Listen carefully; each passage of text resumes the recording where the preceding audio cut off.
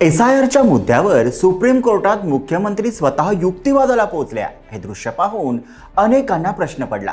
ममता बॅनर्जींचा हा ॲडव्होकेट अवतार नेमका कशासाठी? तसं ममता बॅनर्जींसाठी कोर्टात उभं राहणं काही नवीन नाही।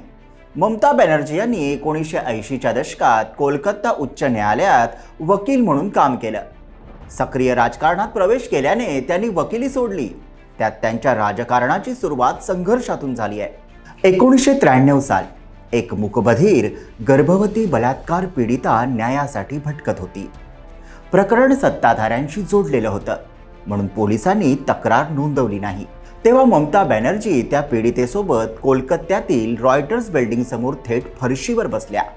मुख्यमंत्र्यांची भेट नाकारली गेली आणि पुढे जे घडलं ते धक्कादायक होतं। गर्भवती पीडिता आणि ममता बॅनर्जी यांना पोलिसांनी ओढत बाहेर काढलं। तोच क्षण होता जिथे ममता बॅनर्जींची पहिली ठळक राजकीय ओळख तयार झाली। सत्तेला थेट भिडणारी, अन्यायासमोर न झुकणारी नेता। आज 30 वर्षांनंतर त्या पुन्हा कोर्टात उभ्या आहेत। फक्त मुद्दा बदललाय, संघर्षाची शैली तीच आहे। मग प्रश्न असा आहे, SIRच्या निमित्ताने कोर्टात जाणं हा केवळ कायदेशीर लढा आहे की निवडणुकीआधी जनतेशी पुन्हा कनेक्ट होण्याची रणनीती? हाच विषय आपण जाणून घेणार आहोत। नमस्कार, मी विहंग ठाकूर। SIR प्रकरणात ममता बॅनर्जी स्वतः सुप्रीम कोर्टात युक्तिवादाला पोहोचल्या। त्या याचिकाकर्त्या म्हणून आपली बाजू मांडण्यासाठी कोर्टात उपस्थित होत्या। ममता बॅनर्जींकडे LLB पदवी आहे। 1980च्या दशकात त्यांनी कलकत्ता हायकोर्टात अल्पकाळ वकिलीही केली, म्हणजे कायदा आणि न्याय प्रक्रियेची समज त्यांना आहे। मात्र इथे मुद्दा कायदेविषयक नाही, इथे मुद्दा आहे राजकीय संदेशाचा।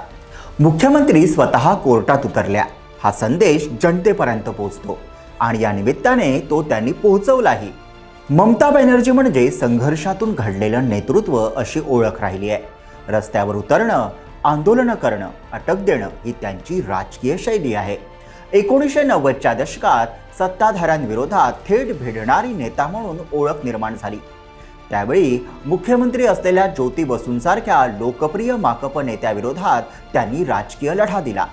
सत्तेला प्रश्न विचारणं, अन्यायाविरोधात उभं राहणं हे त्यांच्या राजकारणाचं कोर आहे। ही प्रतिमा त्यांनी मुद्दाम जपली आहे, कारण संघर्षाची प्रतिमा आणि त्याचं जनतेशी भावनिक कनेक्शन।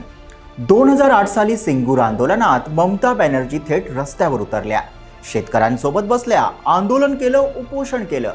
त्या काळी जेव्हा डाव्या आघाडीची सत्ताही हादरू लागली, ममता बॅनर्जींचं आंदोलन राज्यव्यापी लाट बनलं। थोडक्यात काय, रस्त्यावरचा संघर्ष, जनतेशी थेट संवाद आणि ममता दिदींना 2011च्या विधानसभा निवडणुकीत यश मिळालं। आता पुन्हा विधानसभा निवडणुका जवळ येत आहेत, पण राज्यात ममता दिदींचं सरकार आहे, त्या स्वतः मुख्यमंत्री आहेत।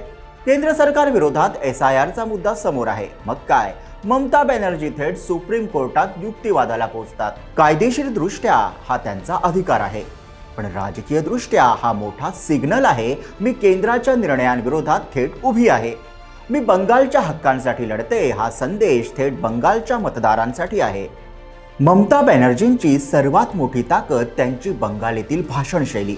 कधी रस्त्यावर आंदोलन, कधी पोलीस कारवाईला सामोरे जाणं, कधी कोर्टात हजर राहणं, प्रत्येक वेळी एकच संदेश, मी तुमच्यासाठी लढते। निवडणूक जवळ असताना ही लढवय्यी प्रतिमा अधिक तीव्र केली जाते। आज कोर्टात दिसतायत, उद्या रस्त्यावर दिसल्या तर आश्चर्य वाटायला नको। तर ॲडव्होकेट बनून ममता बॅनर्जींनी केलेली खेळी यशस्वी ठरेल का? तुमचं मत कमेंटमध्ये नक्की लिहा। व्हिडिओला लाईक करा, शेअर करा आणि आमच्या YouTube चॅनलला सबस्क्राईब करा।